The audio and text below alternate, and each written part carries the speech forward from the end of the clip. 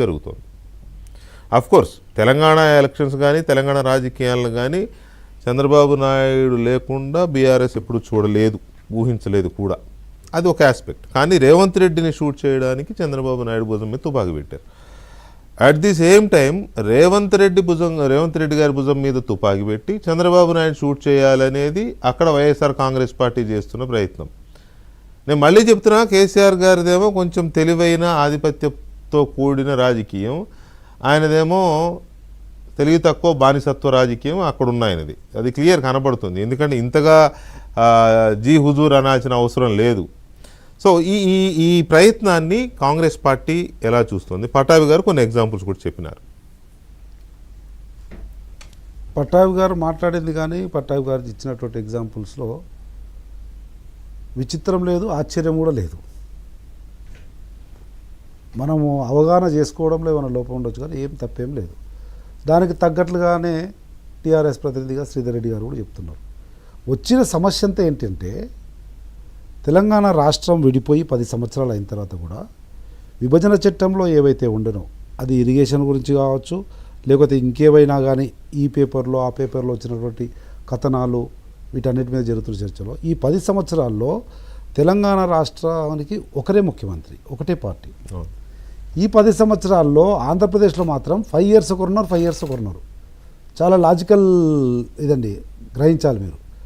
అయితే ఫస్ట్ 5 సంవత్సరాలు అధికారంలో ఉన్నటువంటి చంద్రబాబుతో కూడా కేసీఆర్ గారు పోయిండ్రు, అచ్చిపుచ్చి చెమ్మాచెక్క అయింది. ఆయన పట్టిసీమ కట్టిండు, ఈయన పాలమూరు రంగారెడ్డి ముందుకు తీసుకెళ్ళాడు. పాలమూరు రంగారెడ్డి ఈయన ముందు తీసుకుపోలేదు, ముందుకు తీసుకెళ్ళాడు. సామరస్యపూర్వకంగా చర్చలు చేసుకున్నారులే ఇద్దరు. అయితే అయినాయి, వారు కూడా ఇక్కడ వచ్చారు, ఇక్కడ కూడా అయినాయి.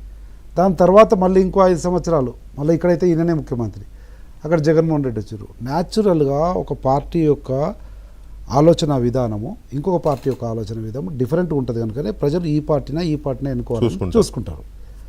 అట్లా ఈ పార్టీ ఉన్నప్పుడు దీంతో, ఈ పార్టీ ఉన్నప్పుడు దీంతో, ఇద్దరితో చెమ్మాచెక్క ఆడి తెలంగాణ రాష్ట్ర ప్రయోజనాల కంటే ఎక్కువ ఆర్థిక ప్రయోజనాల మీద ఎక్కువ దృష్టి పెట్టడం వల్ల ఈరోజు మళ్ళీ ఈ చర్చ వచ్చే పరిస్థితి వచ్చింది.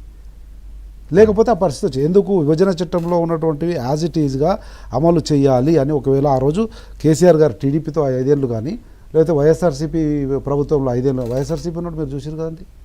మీరు ఎట్లా పోయినరా ఓపెనింగ్కు, జగన్ పక్కన కూర్చొని ఎట్లా మాట్లాడిండు, ఆలింగనాలు, ఆయన ఇక్కడికి రావడం, ఇదంతా ఇంకా చెప్తే చాలా అవుతుంది కానీ చేసుకున్నారు. అప్పుడు ఈ సమస్యల మీద కాకుండా, దీర్ఘకాలిక సమస్యల పరిష్కారం మీద కాకుండా, ఇప్పుడు నా పరిధిలో నేను ఆర్థికంగా ఏదో ప్రాజెక్ట్ పేరు మీద ఏ రకంగా బెనిఫిట్ పొందాలనే దాని మీదనే దృష్టి ఎక్కువ పెట్టి రాష్ట్ర ప్రయోజనాలను గాలికి వదిలేయడం వల్ల ఈ డిఫరెన్స్ అని వచ్చినాయి. ఇప్పుడు మళ్ళీ పట్టాభిరామ్ లాంటి వాళ్ళు మాట్లాడుతూ ఉన్నారు. దాంట్లో భాగంగానే వారు ఉటంకించినట్లు 2 దాంట్లో రాయలసీమ లిఫ్ట్ ఇరిగేషన్ ఆపినారని వచ్చింది కదా. ముమ్మాటికి రాయలసీమ లిఫ్ట్ ఇరిగేషను కథ, కమామిషు, వ్యూహము, పేపరు, పెన్ను, జీవో అన్నీ కూడా ఈరోజు తెలంగాణ భవన్ అని అదేదో ప్రగతి భవన్ అని పెట్టుకొని ఉన్న దాంట్లో ఏ రోజైతే సేమ్ అండి అదే అదే సేమ్ అదే విజువల్ రోజు అక్కడ ఉండి లాంగ్ టైం నో వెంకటకృష్ణ గారు your also Telangana don't say తప్పేమీ లేదు,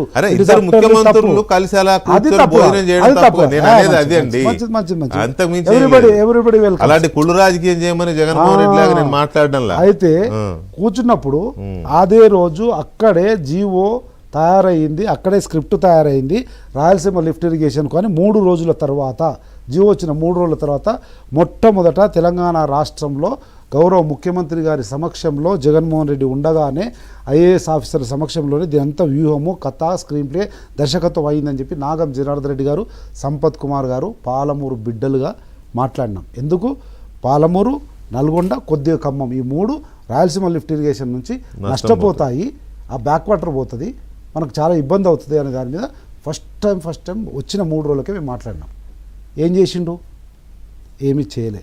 నేను పెద్ద పవర్ పాయింట్ ప్రజెంటేషన్ ఇచ్చి నల్గొండ నుంచి ఉత్తమ్ కుమార్ రెడ్డి గారు, కోమటిరెడ్డి గారు పాల్గొన్నప్పుడు రేవంత్ రెడ్డి గారు నాకు గైడ్ చేసిండు. నేను ఇచ్చే పవర్ పాయింట్ ప్రజెంటేషన్లో ఎట్లుండాలి ఏంటంటే, ఆ రోజు రేవంత్ రెడ్డి గారు ముఖ్యమంత్రి కాకపోయినా కొద్ది గొప్ప నిష్ణాతుడు దీంట్లో కనుక సంపద ఇట్లా అని చెప్పి వాస్తవాలన్నింటినీ ఇన్ఫర్మేషన్ కలెక్ట్ చేసి ఒక పవర్ పాయింట్ ప్రజెంటేషన్ తీసుకొని పెద్ద ఎత్తున కోవిడ్ సందర్భం అది. అయినా కానీ మహబూబ్నగర్లో ఇచ్చే దానికి ఎన్ని రకాల కౌంటర్లు వచ్చినాయి, మీ ఏబిఎన్ కూడా లైవ్ ఇచ్చింది, 1 hour లైవ్ ఇచ్చింది.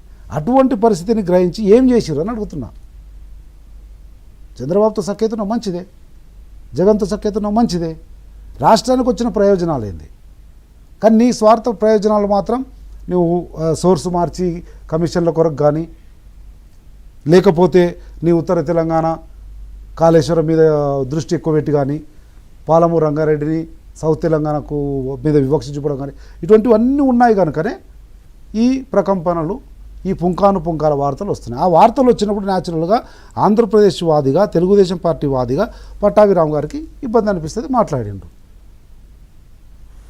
నేను పట్టాభిరామ్ గారు మాట్లాడింది తప్ప, శ్రీధర్ రెడ్డి గారు మాట్లాడింది తప్ప, మీరు మాట్లాడింది తప్ప అని నేను ఇది చేయడంలా.